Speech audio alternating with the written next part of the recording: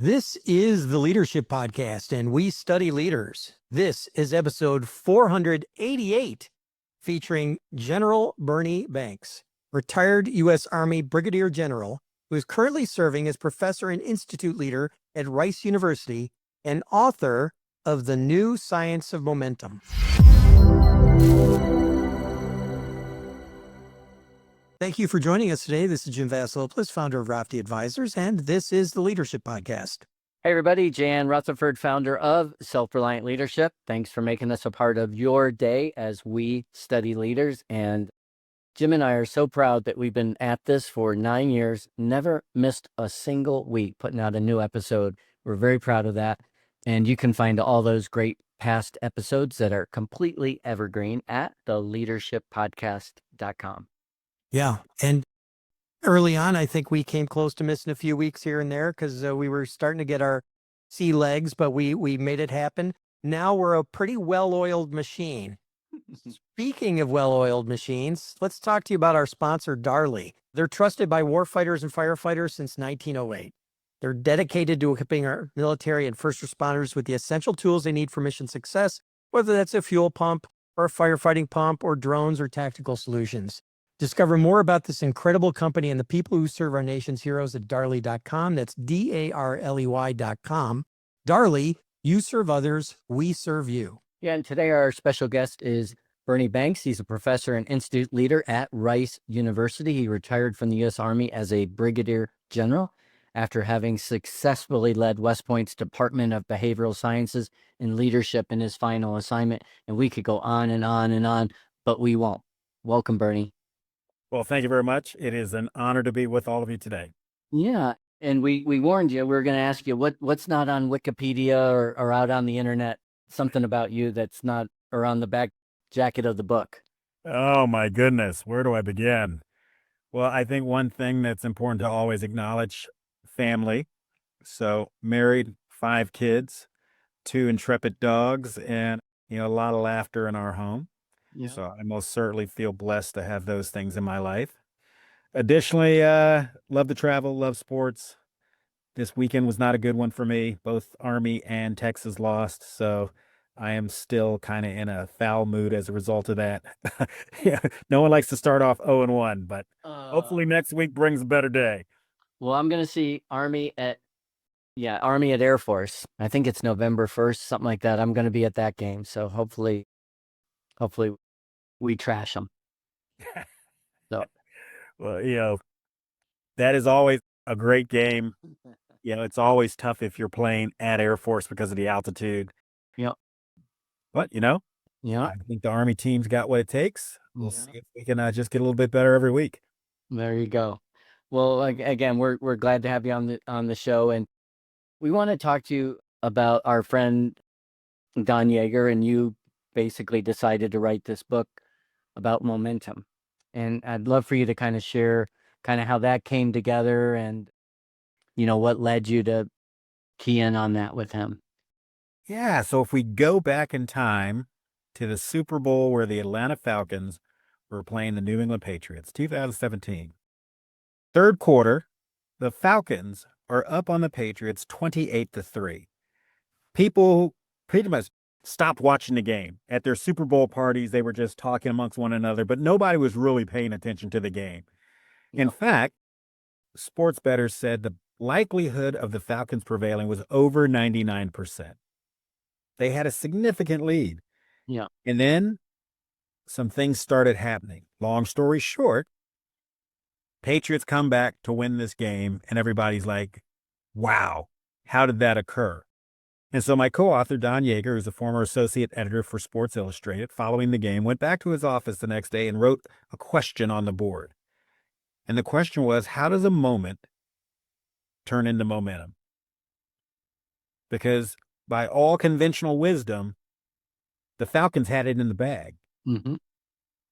But the Patriots created momentum, and they were able to turn that momentum into success. And that began an 8-year process. Along the way, Don invited me to join the project, kind of as the science guy. So Don, as you know, is an amazing storyteller. Yep. And he has a vast repertoire that he pulls from when thinking about how to craft books. But we want to ensure that this book was both practical and rigorous in nature. Yep. And so I entered into the project because my background is in social and organizational psychology. And a lot of what we talk about in the book is based on disciplines related to psychology because it's about mindset. Long story short, the two of us work on this book, and in May of this year, we were privileged to bring it out to market, and we're very excited to share what we learned along the way with others. And let's go back to that game.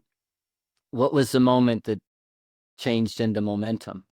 It started with a linebacker on the sideline saying, we're about to have the greatest comeback in the history of professional sports. Now, a lot of folks would think, hey, maybe it was Tom Brady saying something, but it was this linebacker. So they started to really focus on one play at a time. Yep. Also, to keep people engaged in such a way to say, hey, we were built for this. Don't worry about the score. Think about all we've done to put ourselves in this position, all the preparation we've had, win each play. And then you start to create what we call stackables, right? Little things start stacking up on one another. Brady's going up and down the sidelines, continuing to encourage folks. People's mindset is like, hey, we're in this thing. And as they started to progress and they start to make these plays, and you saw the momentum shift. In fact, one of the players said, we could look in the Falcons players' eyes and tell that they had lost belief, whereas we had gained it. Yeah. And it was fascinating. It was fascinating to observe.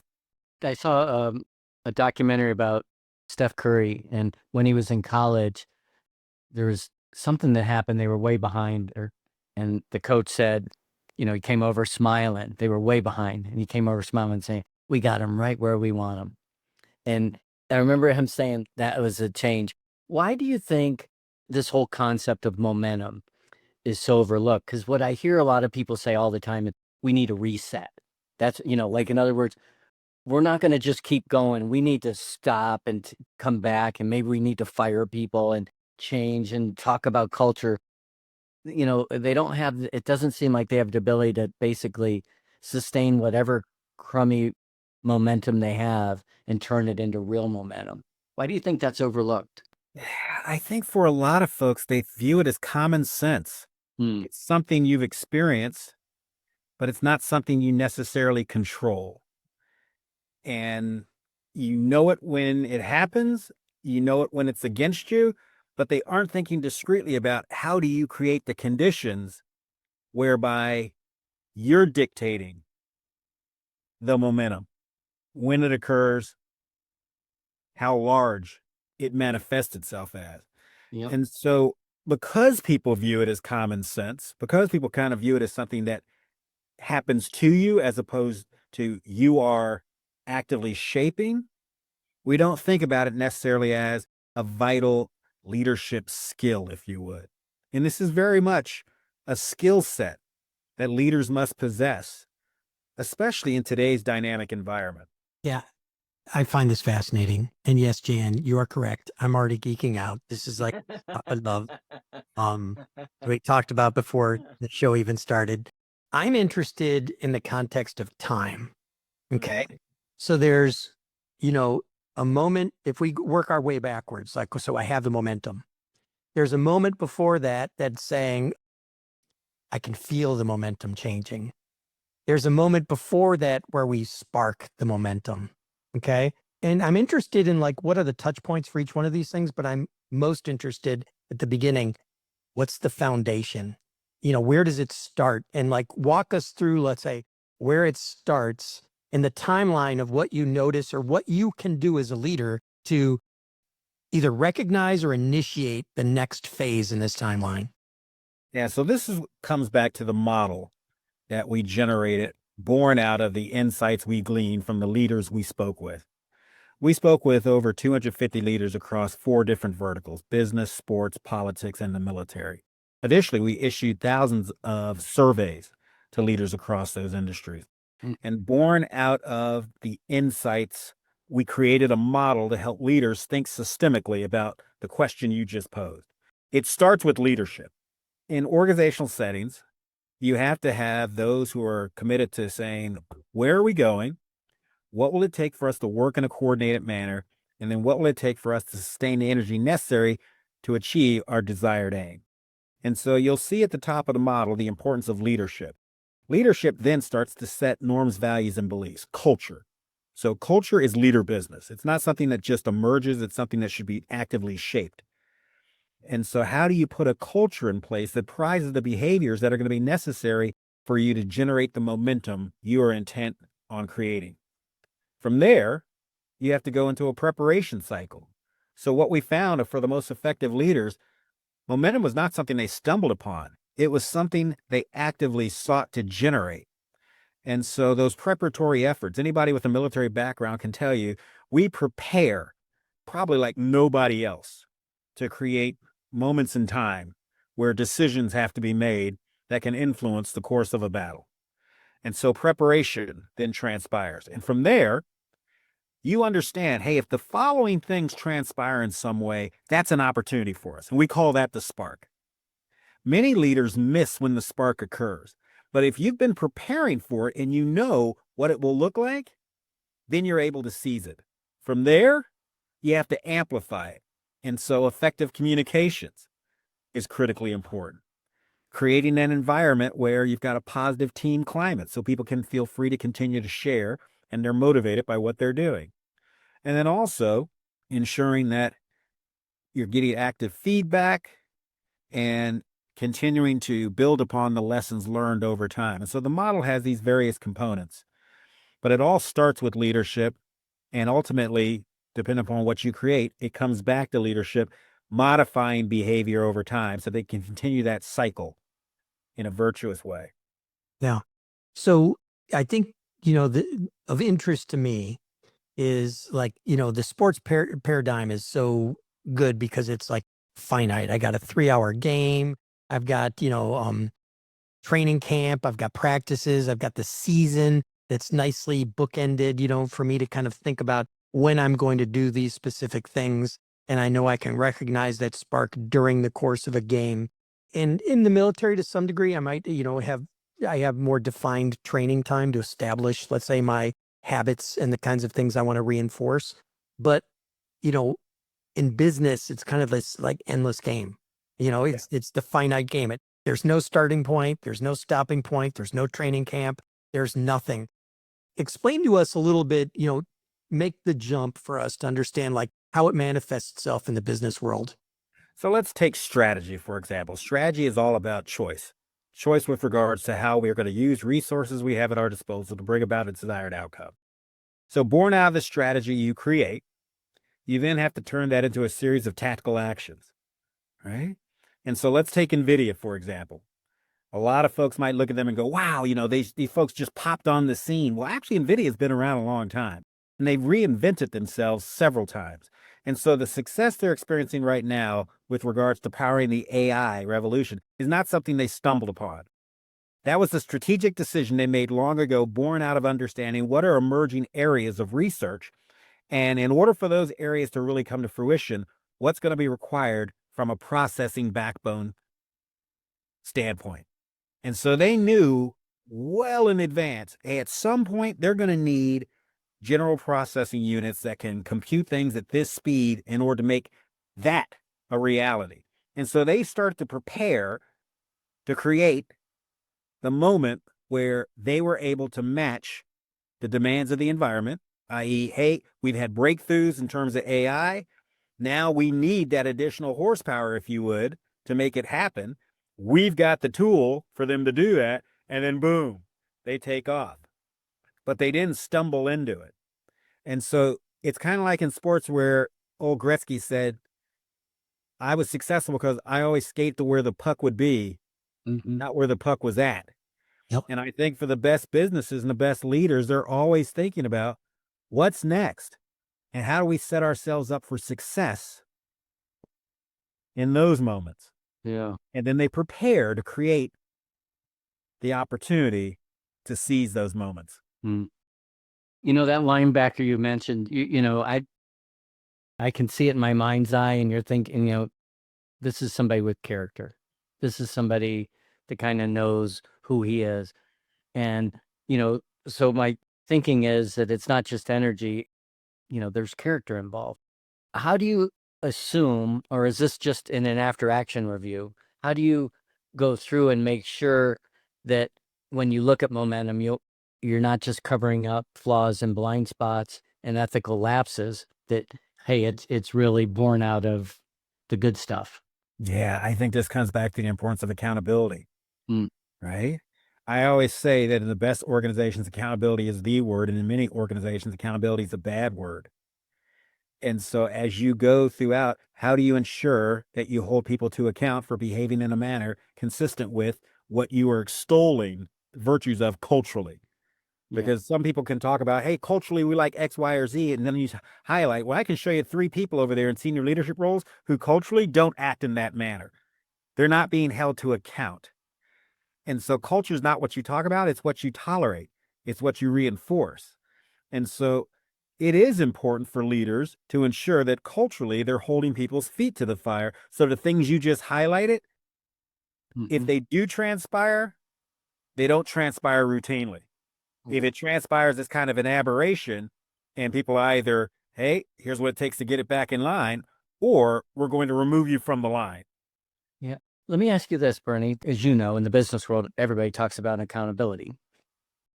And to me, there's 2 types. And I want to bounce this idea off you, and I want to use your great brain to see what you're thinking. So there's accountability for results. Either you did it or you didn't. You hit your number, you didn't. I think that's easier to account for. I think the hard thing, what you're saying that really creates a momentum is the behaviors that precede the result. And I think that's much harder for leaders to account for and to say, this behavior is acceptable, this behavior meets the standard, here's the consequence either way. Are you? Could not agree more. And a great example of this. So when Alan Mulally was running Ford, most people are familiar with his backstory. He'd been a longtime executive at Boeing, hired to take over Ford, and he institutes a business plan review that weekly he would meet with senior leaders from across the company to brief the status on key initiatives, green, amber, or red, right? Or green, yellow, red. And so he told folks, hey, there are going to be times where things might get testy. And if something happens like that, simply say, you're sorry, and let's move on.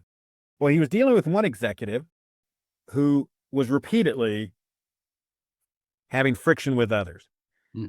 And Alan says, hey, it's okay that you apologize, but the intent is not for you to have to apologize every week. And this individual said, well, this is how I operate. This is who I am. This is what's allowed me to be successful today. And Alan goes, that's entirely okay, but it probably means we need to have a transition conversation because those behaviors are not going to be tolerated going forward. In order for this to work, there are certain things that we all collectively have to commit to. Results are one thing, but the how matters. The how matters. And to your point, many times we'll say, no, we're about this, this, and this. And I tell me somebody who was rewarded. Either they received more money, got a promotion, who violated the very precepts you say are central to how you operate. And people go, oh, boom, boom, boom, boom. I go, then those are your real precepts. You're saying that the outcome is more important than the process. But in the best organizations, the process matters because the process, when done well, is what allows you to withstand scrutiny, right? There are countless things that aren't illegal, but they might not be just, and they're creating unnecessary risk inside the enterprise. And if you underwrite that risk by only looking at the outcome and ignoring the process, then you are setting yourselves up for an epic blunder at some point in the future. So well said about the how. And, it's funny, we always try to do our ad read, for our sponsor in the middle and try to figure out how it fits in perfectly. Our sponsor's been around 100 years. I mean, they wouldn't be around 100 years if they hadn't figured out the how. And Are you talking about Darley?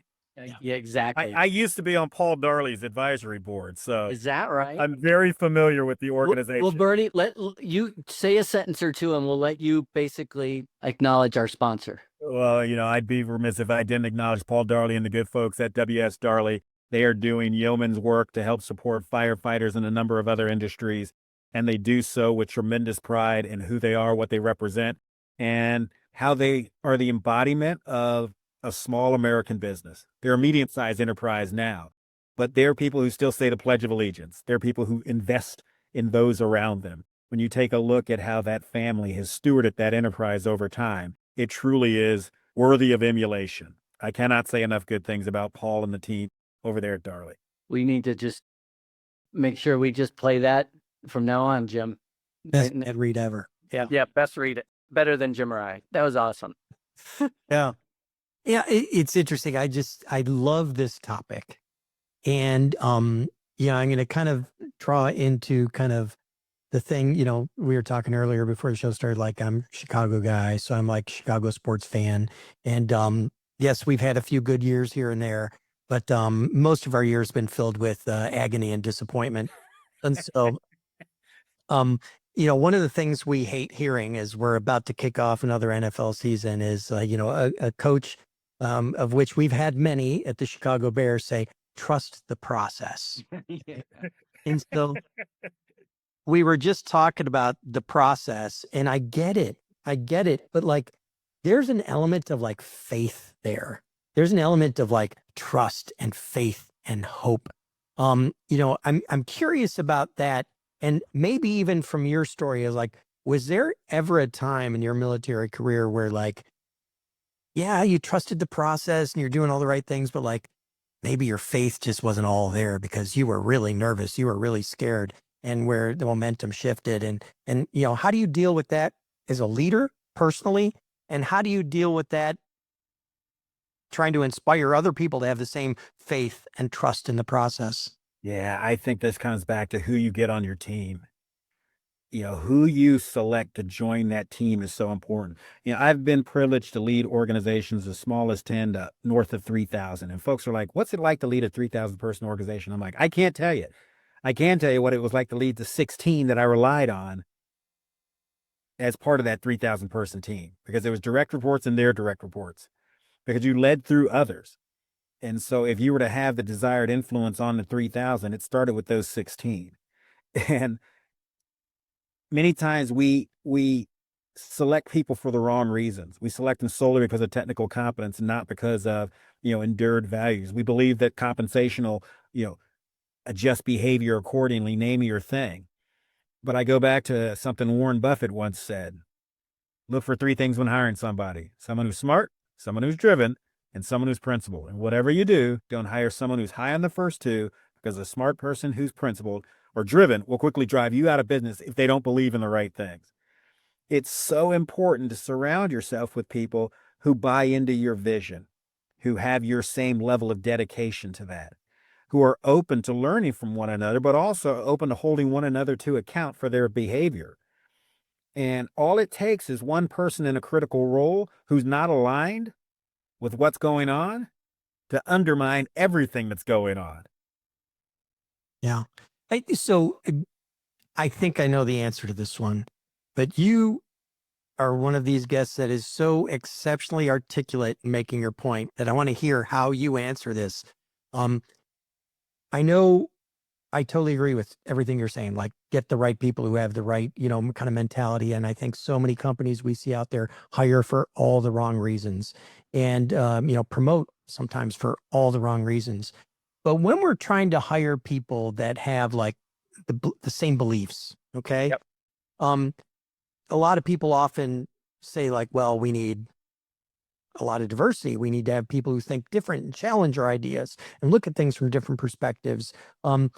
Help us walk that balance, because Yeah. I think it's both and. It's not either or, it's both and. Help us walk that tightrope. It depends on the nature of what you are asked to do.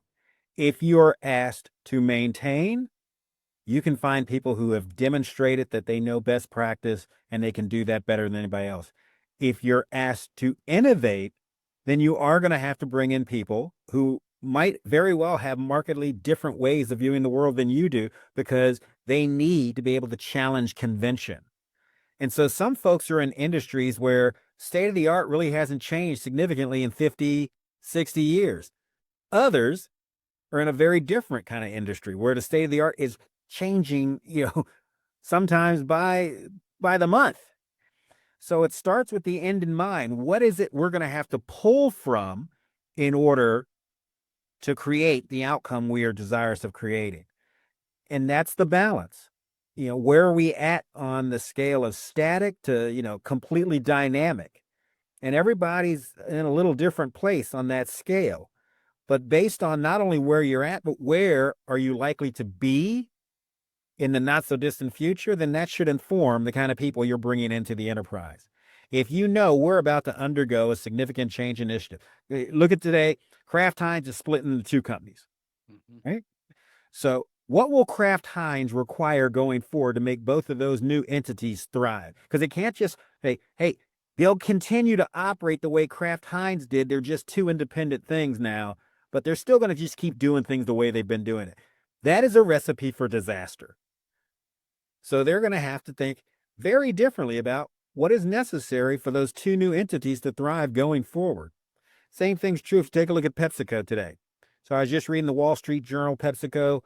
They're like, hey, Elliott's just put $4 billion investment into PepsiCo. And they're like, hey, PepsiCo, you're going to need to change the way you're doing business because right now the momentum is not on your side. And so how they think about, do we refranchise bottling operations? What are the investments we make in emerging food categories? What are changing consumer demands? How are we integrating technology to a greater extent? If they simply say, well, just continue to pull from longtime PepsiCo employees, that might not get it done. And so they might have to bring in diversity of thought from the outside to really challenge convention. Yeah. When we look at, let's say, I think big companies, I think it's a fairly easy answer on this one. And when we're dealing with, let's say, small entrepreneurial companies, a lot of times what happens is we start off, we're entrepreneurial, and then we get to a certain size where it's like, we need to be a little more systemic, we need to scale, and the same people aren't necessarily the right fit for that next phase of the business. Yeah. We scale up to, let's say, a business that's slightly larger. Maybe the big companies, I can always find some corner where I need to innovate and things like that. Let's say I'm in one of these businesses that's like, hey, we've been stable and now we need to innovate. Or we've been innovating for a while. We kind of figured it out. We want to capture some profits. We need to be a little more stable. And your people aren't a right fit anymore.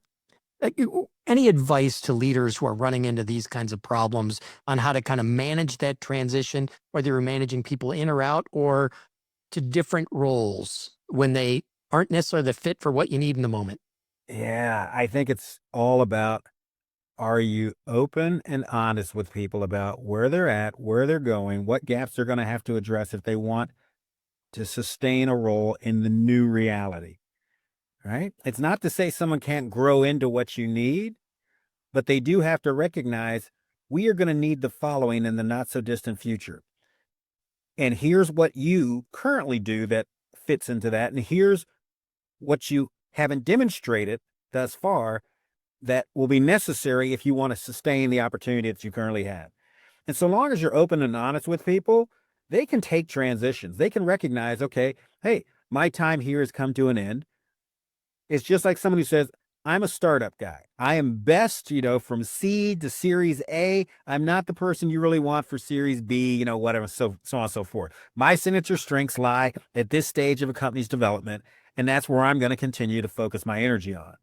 But if someone says, hey, I want to be able to grow with an enterprise and demonstrate that I am somebody who can go through Series B, Series C, so on and so forth, then you have to have a developmental plan with them to help them learn what are those capabilities you're going to have to grow over time if you want to stay here for a long time. And some folks are willing to do that and some folks aren't.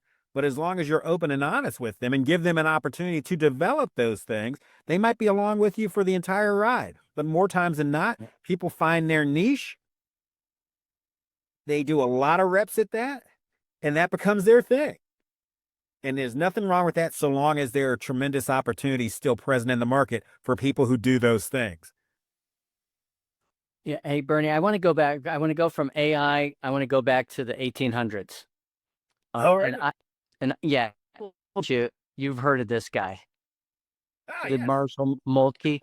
So I'm putting a screen up, and I want to talk to you. I want to ask you about momentum vis-a-vis this matrix. And for those just listening, it's 4 quadrants. There's lazy and energetic on one axis, on the other one is smart and dumb. And it basically says the best commanders, the best CEOs are lazy and smart because they make the right things happen in the easiest possible manner. The energetic, smart people do the right things. They're your general staff officers, basically your C-suite. And you need to get rid of people that are energetic and dumb. And then menial tasks go to, others. I'm just wondering, again, mainly in that upper left quadrant, that smart and lazy might be actually make for a really good CEO, a good commander with regard to momentum. I mean, did you ever, any of this ever play into your thinking as a general or as an author writing this book on momentum? Absolutely. Absolutely. And so if you think about the preparation phase, if you are having to do everything yourself, it's going to be really difficult to sustain that energy over time. So in preparing the organization, you have to find ways, how can we become more efficient while at the same time ensuring we are doing that which is necessary to foster effectiveness? It's just like the dichotomy between manager and leaders. Many times people think those are at odds, but they're actually two sides of the same coin. On one side, you have managers who optimize systems and process. They drive efficiency. On the other side, you have leaders who produce change. They underwrite experimentation. And an organization, if it's to thrive over time, requires both to be good stewards of their resources, but also to make smart investments in what could be possible. And to do momentum well, you need leaders who say, hey, here's where we need to go, but we've only got a finite amount of resources at our disposal. So how do we ensure that we're good stewards of those resources while still making the investments that are necessary to potentially create momentum that allows us to achieve an outcome that maybe others are desirous of achieving, but they can't match? And so building a culture that allows that tension to thrive, right? And then investing in the preparation efforts that are necessary to generate the spark, and then fanning that. You absolutely need those folks who are smart but lazy, but you also need members of your team who are smart and energetic, because they take what the smart, lazy people created and they continue it on. Yeah. Jim, I bet you, I don't know if you've watched it because it's not the Bears, but there's a really good series that's out there called The Kingdom. Oh, yes. On the Chiefs. On the Chiefs. And I'm 2 episodes in. Fascinating, to watch how Andy Reid just turned things around. And what I was thinking about as I was watching this, because again, he changed the momentum of the town, was if you watch it and you're a casual leadership observer, you go, oh, well, the secret to leadership is, all the guys said that Andy cares about me. Coach Reid cares about me. Well, that's the secret. You just care about your people and magic will happen. And you're like, well, there's something else behind the scenes, because there's lots of managers and leaders that care about their people and they produce nothing for results. And I remember asking Don, your co-author, once, hey, what do all the great athletes have in common? He's like, they hate to lose. Well, if you watch The Kingdom, Kansas City hates to lose. Andy Reid hates to lose. So there's this caring, this grandfatherly thing that you see, but underneath, there's this passion to just grind people into the dirt and win. And sometimes I see that missing in the business world. It's like, well, I want to do all the right stuff. I want to and it's like, if you don't have that thing, that you want to win, like, you hate to lose. You hate to lose a project. You hate to lose a deal. If you don't have that at the top of the house, I don't know. Does that relate to Absolutely? your There was a piece a couple of years back taking a look at where the most effective leaders lie between people versus results orientation. And what you found is the most effective ones were high on both. They understood that you manage things, but you lead people. At the same time, you hold people to high standards and recognize that the best way to put them in a position to win is by ensuring that there's a high degree of accountability and that there is a results orientation. And you need both. You need both. And you were at West Point, America's premier leadership institution. What I remember observing as a dad was, man, from day one, the expectations are here. And it reminded me of the study that the two teachers, one, they had the same class, but that one teacher said they were told, you've got gifted kids, so they had real high expectations. And the other one was told, you have, not told anything, so she didn't raise the expectations high. And to me, I always thought part of the key of West Point was from day one. I remember them looking out and they go, which one of you might be president of the United States? I mean, right from the very beginning, they're saying to these kids, like, you're destined for greatness, rise to the level of expectation. I mean, and I don't think that's a bad thing to do anywhere you're at. No. So the study you're talking about is Rosenthal Jacobson. They called it a Pygmalion study. Right. And it's absolutely essential. It's absolutely essential. I believe a core obligation of every leader is to put their people in a position to win. Right? And you don't put people in a position to win by watering down expectations. I have my students sit there. I say, okay, right over here, I want you to draw a list of the benefits associated with mediocrity. And that list is very short. I don't have to stress myself. I might get more rest, blah, blah. And then I say, now over here, I want you to draw a list of the benefits associated with excellence. And they start drawing that list, and it's far lengthier. And I said, now, which list looks more compelling? And they always go to excellence. I go, okay, then why do so many people sign up for mediocrity? If the one is so much more compelling, they're like, well, it's harder to achieve that. I go, yeah, but if you achieve it, is that more valuable than the maintenance of mediocrity? And so as a leader, you have to help people to understand, I am committed to helping foster excellence so that you can take part in this litany of benefits that are associated with excellence. That's how you create win-wins. You win for the individual and you win for the organization. And a lot of leaders extol the virtue of excellence, but they hold people accountable for mediocrity.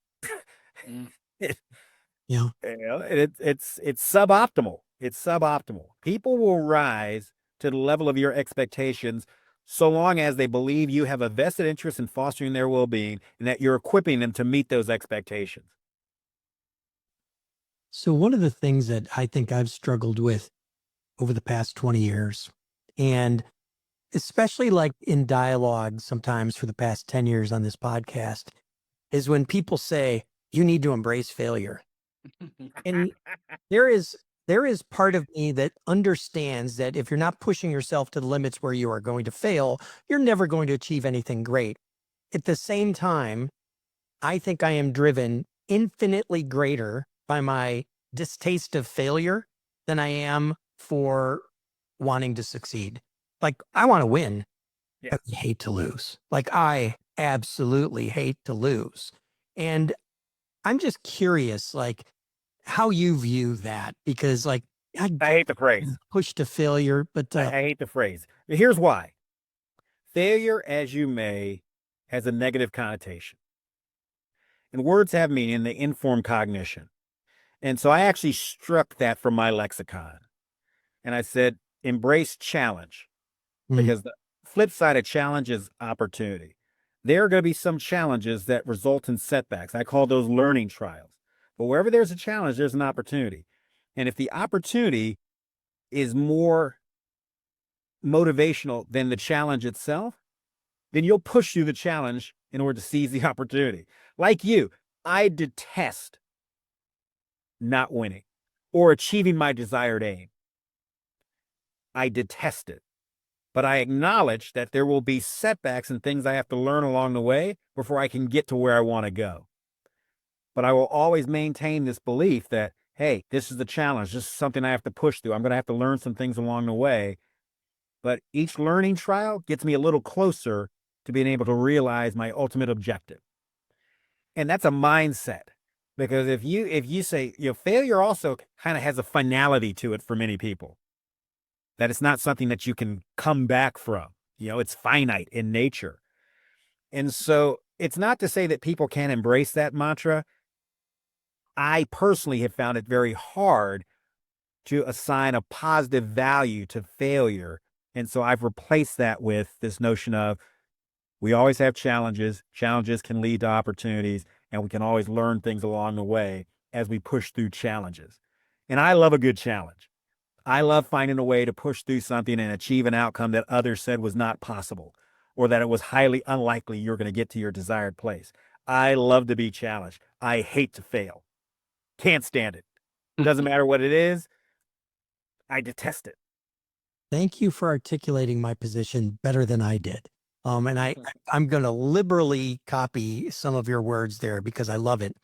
And I want to talk a little bit about, I think we were on solid footing and established that I'm a Chicago sports guy. So one of my favorite athletes of all time. I mean, I've got a few. I love Walter Payton, but Michael Jordan's got to be up there. Okay. Yep. Got to be up there. And probably one of the things that I think is most telling, and maybe not his brightest moment, but was his Hall of Fame acceptance speech, for which he basically went on a rant. And in that rant, I think what I pulled out of that, even though I don't think that's what I would have said, what I pulled out of that is he talked about all the people who didn't think he was going to succeed and all the people he proved wrong. And he can talk at length about shots he missed, and he doesn't talk that much about shots he made. He talks about the ones he missed. It's that failure. And that is an enduring part of how I look at his legacy, is a guy who hated failing more than he loved winning.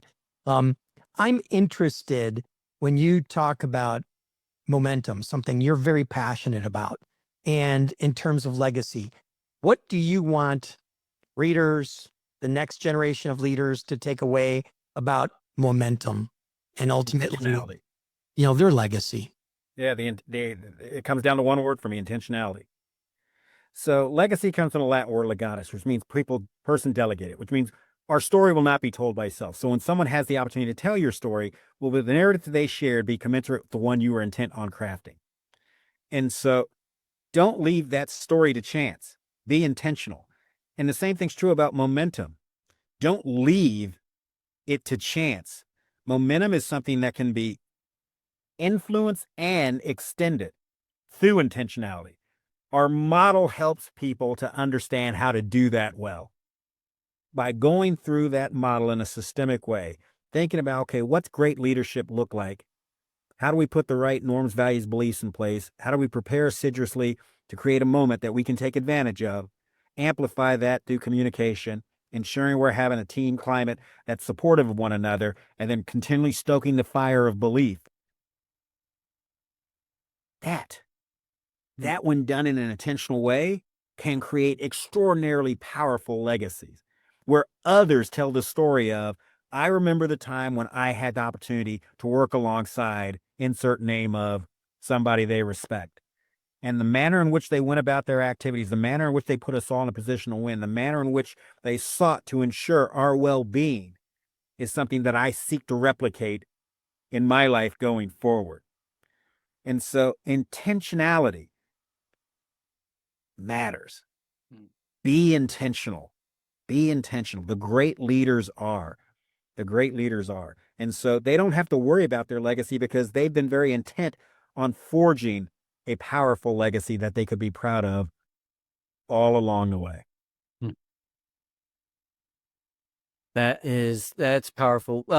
Bernie, we have really enjoyed having you on the show, and what two great bookends to have an episode with Don Yeager, your co-author for this book, who talked about the great athletes and what they had in common, and then this question that Don posed, in what moment does momentum occur? It's a really interesting, it's like a lifelong study. You've written a book on it, but somebody could ask that and say, where along the way can I make those observations? What went well? What didn't? Part of your after action review, if you will, your debrief. Absolutely. And I think going forward, we're going to continue to explore this question because a lot of folks are really interested in how do you reverse negative momentum? So when the chips are down, when you don't feel as if things are progressing in the manner you want them to, how do you turn that around? And we start to address it in this book, but I think both Don and I acknowledge that we could do a lot more going forward to help people really think about that. Because it's one thing when people feel as if they've got the wind at their back. It's another thing when they feel, oh, the winds, I'm facing tremendous headwinds, or it's not even headwinds. I'm just in a massive tornado where I feel like I'm getting spun all over the place. Yeah. And I want to ask for your closing comments, but real quick, you just made me think about when I was a sales guy a long time ago, that the good days were great and the bad days weren't. I mean, the momentum, there was momentum as an individual. And there was days when like, I should just go home. I mean, it's not going to get better. And then there's days like, I wish I could keep calling on people till 8 o'clock tonight because everything is going perfect. Yeah, I'm a big Formula One guy. And right now, Lewis Hamilton is experiencing some tremendous negative momentum. So much so that he expressed exasperation, like, you should get another driver. Now, he wasn't serious when he said that, but, it's clear that he's frustrated by the negative momentum that's transpiring right now as a member of the Ferrari team. And so they just had a month-long reset, and everybody's curious as to how he's going to perform coming out of that, because the expectations when you drive for Ferrari are really high. Yeah. And so how does he go about establishing positive momentum on that team? Because he's had some fits and spurts, but each time it wasn't the spark that people thought it was going to be. And so it's a fascinating case study for somebody like Lewis Hamilton, a 7-time world champion. He's amazing. Yep. Well, it's just such a reminder that there's so much that goes on between, Oh, yes. Close us out, Bernie. I mean, you did a great job with the Darley read. Close us out here. Well, first, I'm thankful for the opportunity to be with everybody today. The thing I would leave everybody with is momentum is leader business. Momentum is leader business. As leaders, we are privileged to engage with people in powerful ways every single day. What will you do with that opportunity? Will you just go through the motions and mimic what you've seen others do, or will you challenge convention and adopt the best practices of others? Our book is an opportunity to sharpen a toolkit, to say, hey, what are some things that I can take from other leaders who've been highly successful across a variety of places and adopt it to my own set of practices in the hopes that I can get a little closer to being my best version of self. And so we're hopeful that people decide to read the book. And one of the things that we've done is for each one of the model components at the end of the chapter, we've designated a small set of leader actions. So the book is designed to be a how-to guide. It's very practical in its orientation, even though it does incorporate lots of stories and lots of science and research. Take a look at the model, look at the leader actions, and then more importantly, start applying them immediately. Start applying them immediately. And in doing so, I think it'll go back to what Jim was talking about. You'll start enhancing the legacy you are creating. Thank you. Bernie, thank you. This has been wonderful. I've so enjoyed our conversation today. Well, thanks, Jim. It's been wonderful to be here. Yeah. For our listeners, that's all we have for you this week. We'll include ways for you to connect with Bernie in our show notes. So make sure to visit us at leadershippodcast.com. And remember, the world is wide, and I will not waste my life in friction when it could be turned into momentum. Francis E. Willard. That's a wrap. Thanks for listening to the Leadership Podcast. To listen to more shows or to access the books and content discussed on this show, be sure to visit theleadershippodcast.com. The material in this podcast is copyright by Rofke Advisors and Self-Reliant Leadership and must have written approval before commercial application.